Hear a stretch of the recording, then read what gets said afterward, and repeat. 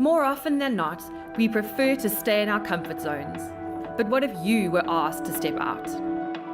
Synonymous with persecution, Saul's radical encounter with God was a moment marked in history. One man with a whole lot of power, influential in nature, grabbed hold of a new narrative. And the world would never be the same. Oi, Kevin. Bro, you've got to get your quicker, man. I tell you, give Kevin a clap because he's growing every week. You can see it. He gives me a hard time. I have every right to give him a hard time. So this morning, as we kind of start, I think, week 4 of this series, Sent, and as we kind of move into it, I just need to say this. For those of you who don't know, that my journey here at Grace is continuing. Some people have said, Mark, are you enjoying semi-retirement? If you say that to me, you've hurt me, and then I've got to forgive you. And I only forgive once. Unlike Jesus, who said 70 times 7, I still have a very significant role, and I'm still part and parcel of the team, but we are having a younger crew coming through at the same time. Now, as you know, that within this change of roles, one of the things that I've kind of been investigating is the impact of online, and we as a church community. Sometimes we have as many as 200, 300 people who participate in our services live online all over, many of them in Durban. If you're in Durban, you're still in bed, have a cup of coffee, think of us here, who came out to church. But we're delighted to have online, and I'm also kind of participating in that area and just seeing what God's going to do through us as a church and as a community. So what I've been discovering as I've been pursuing this online kind of activity are these people who call themselves influencers. And so I've been kind of thinking about that. I remember some time ago, probably over a year ago, I watched a BBC documentary on these sort of young people who have these massive Instagram followers, and they look at endorsing these products and product placement. And they have, some of them have 1 million followers following them, and then they'll take a selfie with their watch up here, and then they get paid by whatever brand of watch it is, and these influencers. And it really is quite a fascinating kind of activity. And then as I began to pursue this, I found this guy online. Can we just stick that picture up there? Do any of you know who he is? Some of you know who he is. He looks like he came off the streets, but he didn't. And he never escaped from jail. This picture, his nose, you must see it. It makes mine look straight, you know what I mean? His name is Casey Neistat. He is an influencer. He's a vlogger. Well, if you don't know what a vlogger is, it's a blogger that videos. If you don't know what a blogger is, welcome to the 21st century. Okay. And Casey Neistat has 11 million subscribers on his vlog. 11 million. His net worth is over $15 million. And he does it by telling and sharing his life online as a vlogger. He has massive influence because he has a massive following. And he's an incredibly creative person. If you're interested, you should watch some of his vlogs. Some of it is a little bit age restricted, but I'm sure you'll manage it. Today I want to speak about 2 influencers. The first influencer I want to speak about is this man by the name of Paul the Apostle. The second person is us in this room, you and me, as influencers. I want to ask you a question. When you came to faith in Jesus, how many of you came to faith in Jesus because somebody invited you to some kind of Christian activity? It could have been a home group, a church service, a special service, or something. But you came to faith because somebody invited you. Somebody was praying for you, invited you. Just raise your hand if that's how you came to faith in Jesus.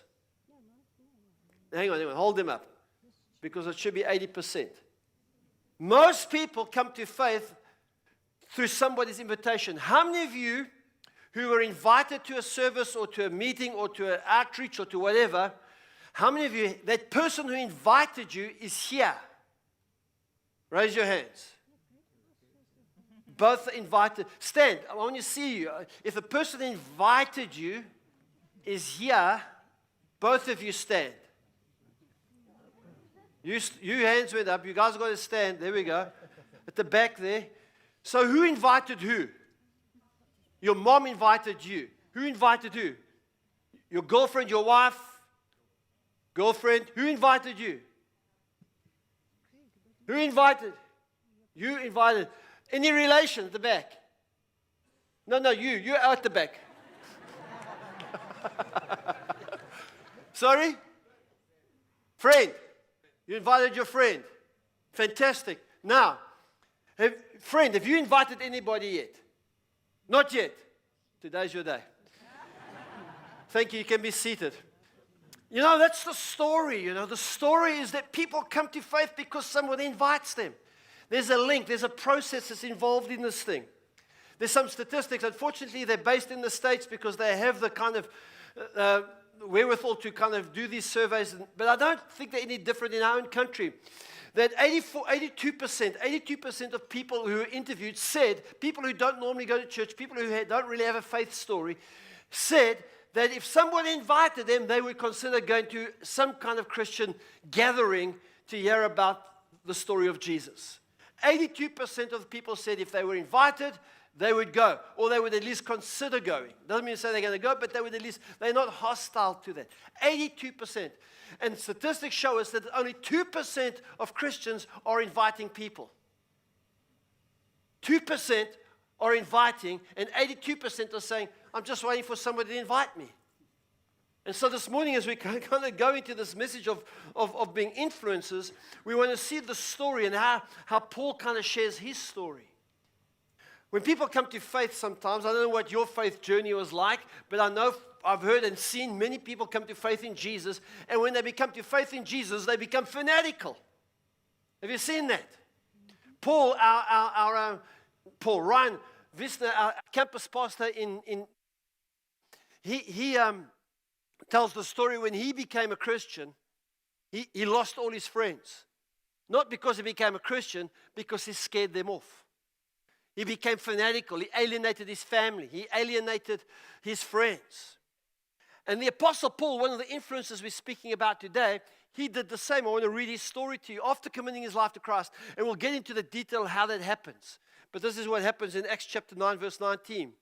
After Paul ate some food and regained his strength, Saul stayed with the believers in Damascus for a few days. And immediately he began preaching about Jesus in the synagogue, saying he is indeed the Son of God. So yeah, this guy, Paul, he gets saved. His name is Saul. When he was first Saul, and then after his baptism, he becomes known as Paul. And he becomes a Christian, and he just becomes fanatical. He's on the road from Jerusalem to Damascus with permission to imprison Christians. Jesus speaks to him. He has a transform moment, and immediately he wants to share. And this is what happens in verse 23. And while some of the Jews plotted together to kill him. They weren't excited to hear about his change of story. In fact, they didn't trust and believe the story. And so from here, Saul, now Paul, he goes back to his hometown in Tarsus, where he stays anything between 2 and 12 years and kind of just begins to make sense of what has taken place on the Damascus Road. Eventually, a guy by the name of Barnabas goes and collects him. And Barnabas helps him find his way back into the church and eventually becomes this influencer. So we're not speaking about fanaticism this morning. We're not speaking about walking in streets and holding up plaques, turn or burn. I've done that stuff. Serious, I've done that stuff. I've sung in the streets and handed out tracts, and it's just embarrassing for me. It's embarrassing for the person. We're not talking about that kind of confrontational stuff here. We're talking about influence and how influence happens. Here's some thoughts about how influence happens, how people come to faith. First of all, it's a process. What we've discovered with people's stories, that their story of coming to faith is generally a chain of events. And you and I will possibly play a part in that chain, but not necessarily the whole process. The second thing is that we need to know that we have a faith story, that our lives have something to tell and to say about who Jesus is. I'm going to come back to that in detail. The third thing is about patience. Sometimes we see that people that we spoke to years ago, eventually other things happen in their lives and they come to faith in Jesus. I remember in the earliest part of our church, I used to hold a ladies' meeting. Well, I used to go to a ladies' meeting because that's what I did. And one of the ladies, they told me how nice her husband was. He was a fantastic, loving husband who wasn't a follower of Christ. And she said, he will never come to faith. Well, he did. In time. She had to be patient.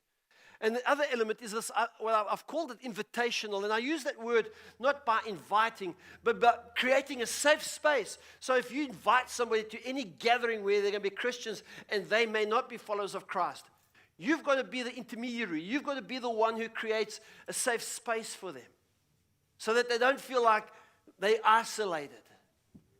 That they're not kind of just, they're walking into this place. I've heard many people's stories who've come to this church.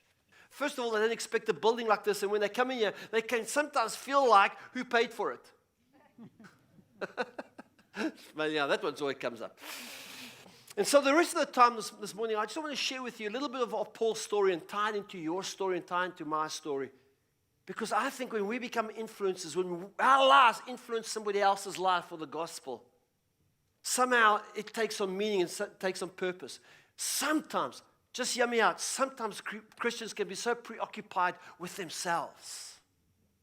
And it seems as if that when we become somehow concerned or have compassion or feel something for people that we share our world with, our lives begin to kind of become more aligned and we can feel a sense of destiny and a sense of purpose. Yes? So let's take a look at Paul's story. As I was explaining to you a little earlier on, he has this incredible encounter. Barnabas eventually finds Paul, Saul, now Paul, in the hometown of Tarsus, and he takes him to a Gentile church called in Antioch, and that Gentile church recognized the gifts and the callings of Paul and Barnabas, and they send them out to go and be missionaries and tell the good news of Jesus' story to the Gentile world.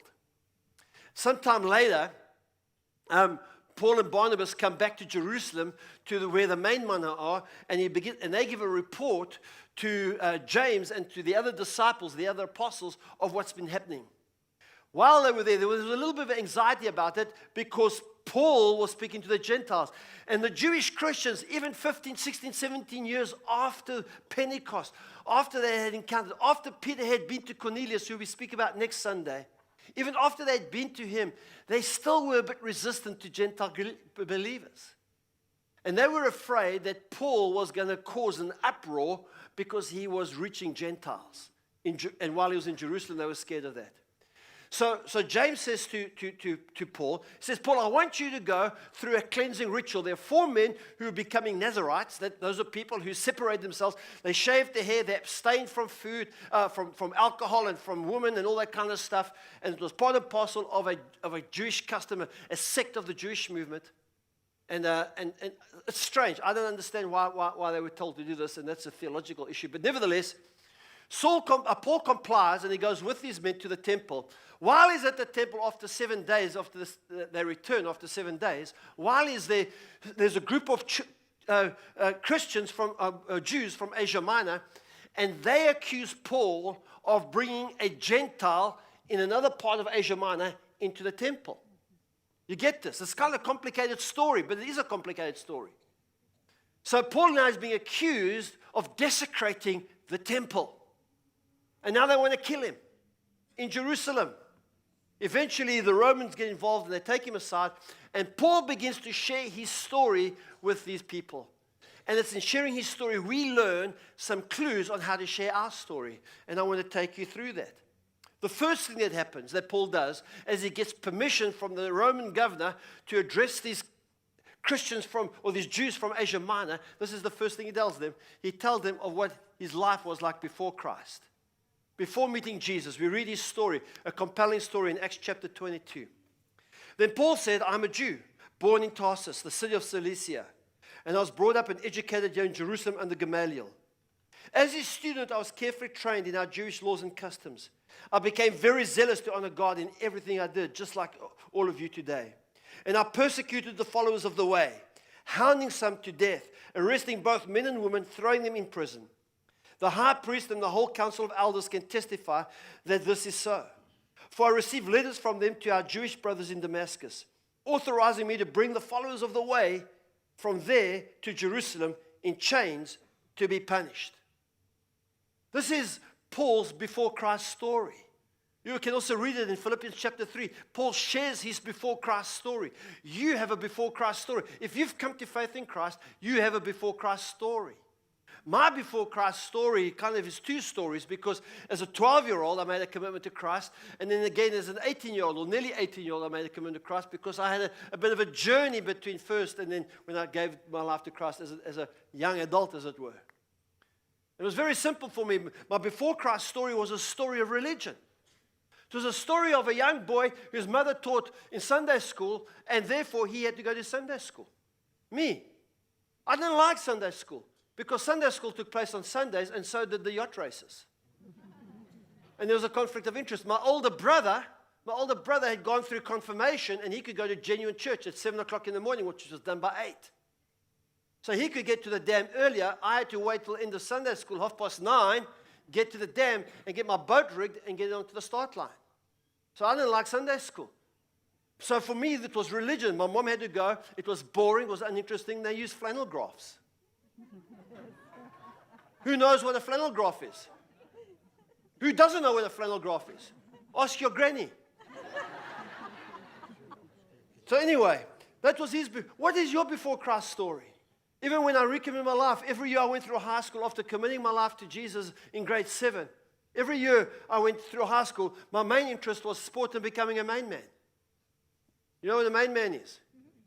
Just be one of the oaks, you know what I mean? I just wanted to blend and be like everybody else in my world and in my class.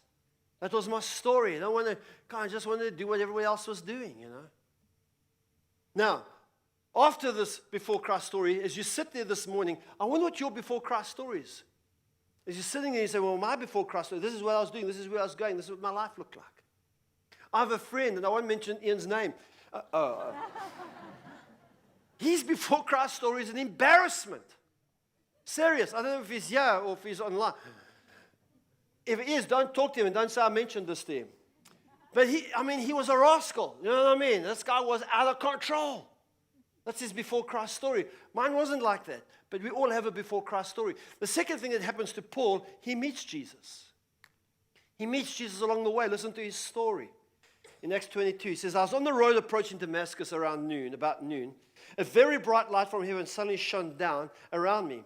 I fell to the ground and heard a voice saying to me, Saul, Saul, why are you persecuting me?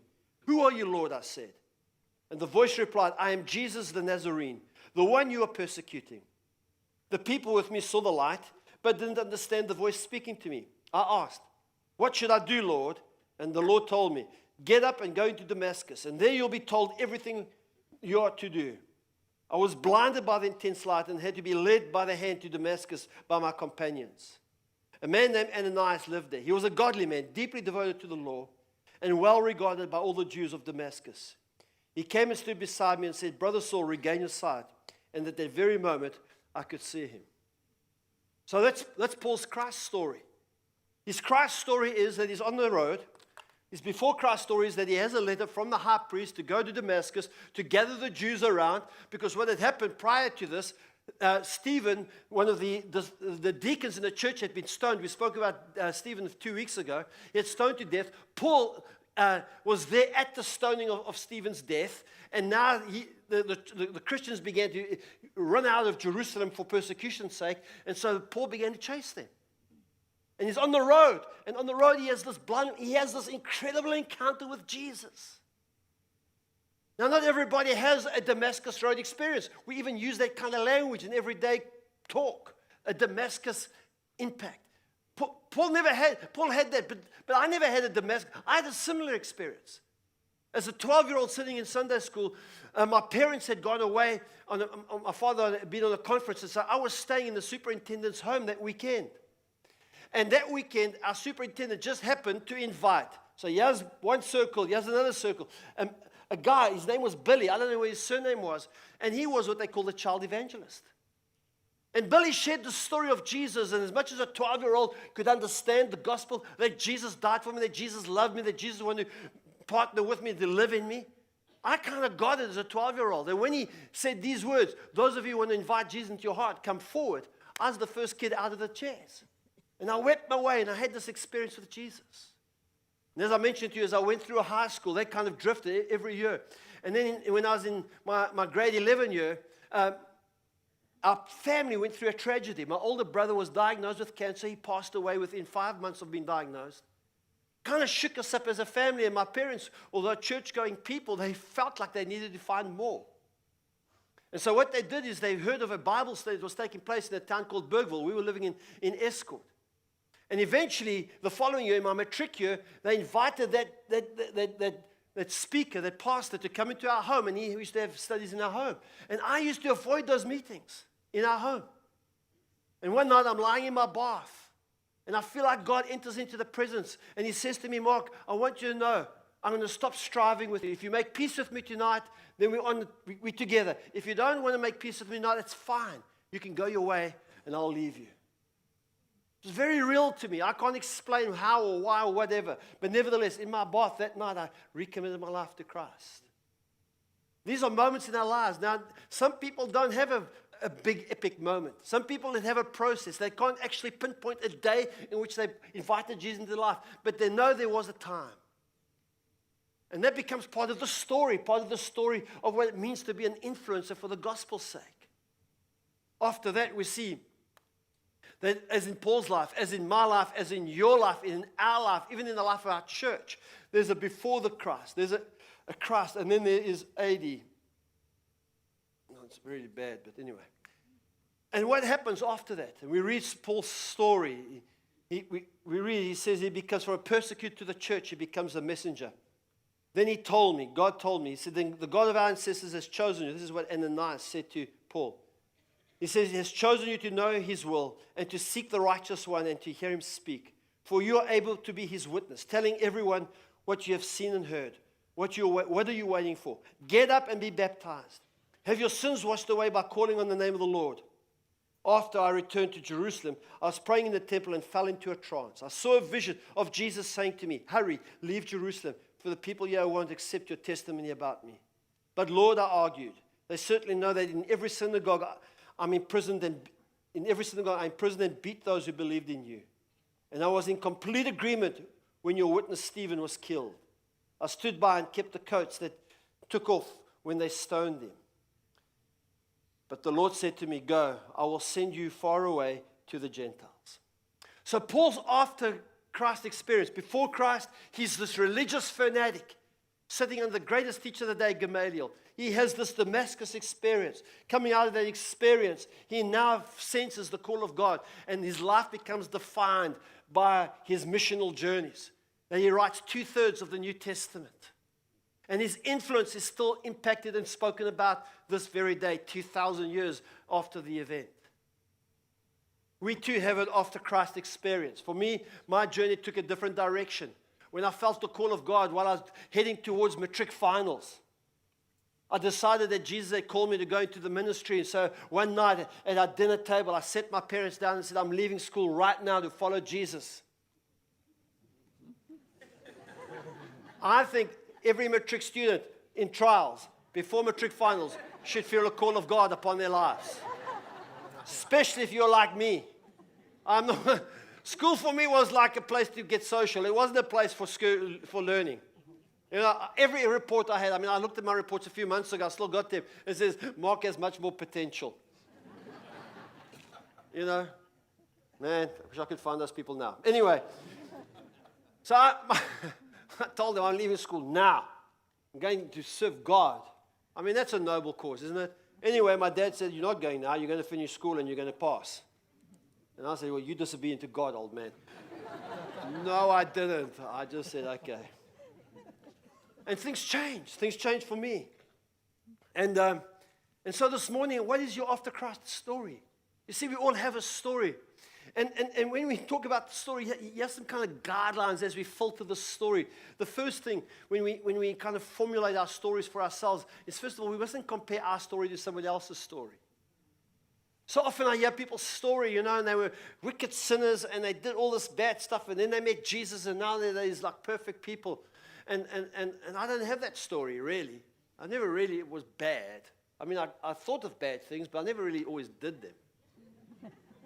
You know what I mean? You don't have to have a bad past to have a good future. You don't compare. Your story is your story. Secondly, and this is the best part of this whole thing, your story is irrefutable. Nobody can challenge your story.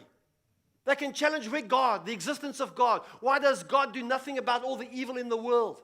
They can challenge the way in which the Bible has emerged. They can challenge a whole variety of things about God and religion and church and give you thousands of examples about why Christianity and religion is a bad thing, etc., etc. But what they can't challenge is your story. There's a story in the book of John about a blind man who gets healed. And this massive kind of disruption starts about why was he sick and whose fault was it and did he really get healed and was he the guy who was actually blind? And they keep coming to him and challenging his story. Eventually he says, listen guys, I don't know about your theological discussions and about your questions about who God is and who God isn't and who this man Jesus is and who isn't. This is what I know. Once I was blind, now I see. Irrefutable. Once I was blind, now I see. Once many of you were blind and now you see. Your story is irrefutable. Your story has unique influence. Your story has unique influence. And if we would realize that we have a story and we don't have to compare our stories and that your story is irrefutable, you can have influence in our world. You can let your light. Jesus says, let your light shine. He says, we are salt and light in the world. And then, most importantly, you need to learn to figure out your story. And this helps us to figure out our story. I can tell my story in 15 seconds or in 15 hours. My 15-second version of my story is, as a young kid growing up, I always had a sense that my life needed to count for something. And it was when I met Christ. First of all, as a little boy, I was 12 years old, and then later in my teens, I met him. And everything changed, and the sense of destiny and purpose came to my life, and I've lived that life for the last 100 years. Feels like that. That's my story in 15 seconds. You know why I can tell that story? Because I've practiced it. Because I never know the opportunity that I'm going to have to share my story and to bring influence.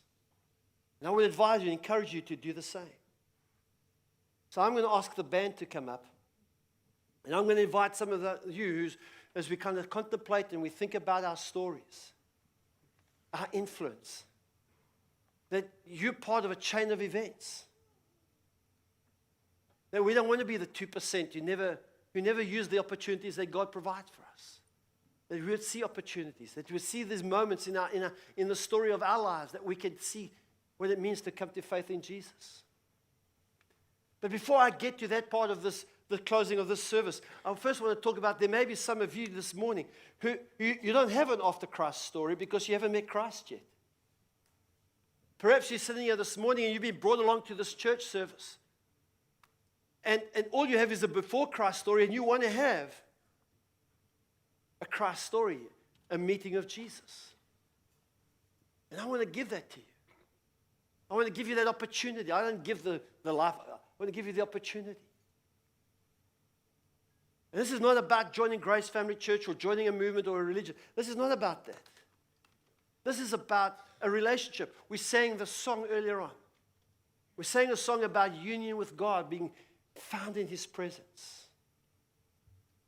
And I'm often amazed as to why everybody wouldn't want to just open their heart to Jesus. Not necessarily be invited into some kind of movement. Sure, there are movements. But as a 12-year-old, I realized that Jesus loves me. And as I've grown in my faith over the last 40, 50 years, I've figured about this about Jesus, that He has established an opinion of me. And His opinion of me is that He loves us. He loves me. He loves you. You see, your opinion of me can change. You can think I'm a nice person, or you can think I'm a whatever person. But God's opinion of us has been eternally established. You don't have it in your power to change God's opinion of you. You can go out and commit murder. You can steal everybody's money. You can perform every form of evil in the world, and God's opinion of you has been eternally established. It doesn't change His opinion. It'll have a devastating impact on your life and on your family's life. There's no doubt about it. But He will love you the same. Jesus can't love somebody more because He is love. He simply is love. When the thing is, it is. So the invitation this morning is to say, God, come into my life. Jesus, welcome. Come into my heart. Open your heart. When we gathered early this morning as a tech team and as a worship team, Ryan shared with the team, about Psalm 150, about opening our hearts to Jesus. If you've never done that this morning, I'm going to give you the opportunity now to do so. Here's a prayer you may want to consider. A prayer like this prayer. The life is not in the prayer, the life is in your heart and your faith. Jesus, I want you to have a part in my life and my story. Just as you did for me, for Paul and for many other people in this room, come into my life and change my story. I want to be an influence of your love and grace. The essence of what I'm trying to say here is, if you've never invited Jesus in, then maybe today you consider to do so. So let's just bow our heads and close our eyes. Bow our heads and Jesus, as we sit here this morning, there may be some who've ever actually invited you in. They know about you, they've been going to church, but they've never actually opened their hearts.